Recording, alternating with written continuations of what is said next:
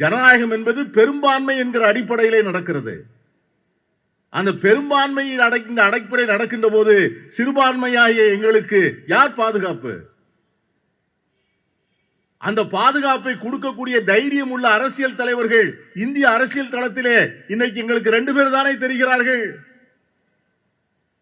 வடக்கே எங்கள் தலைவர் ராகுல் காந்தி, தெற்கே எங்கள் இனிய முதலமைச்சர் எங்கள் தளபதி மு.க. ஸ்டாலின் அவர்கள்.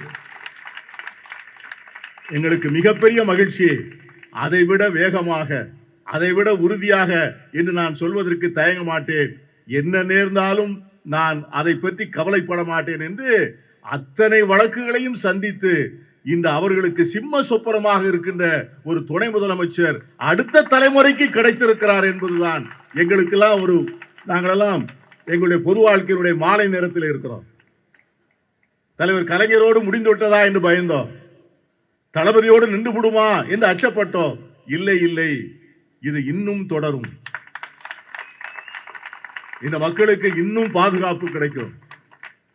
ஆகவேதான் இந்த அருமையான விழாக்களிலே ஆட்சியில் இருக்கின்ற போது மட்டும் வந்தவர்கள் இல்லை, அதிகாரத்தில் இருக்கின்ற போது மட்டும் வந்தவர்கள் இல்லை.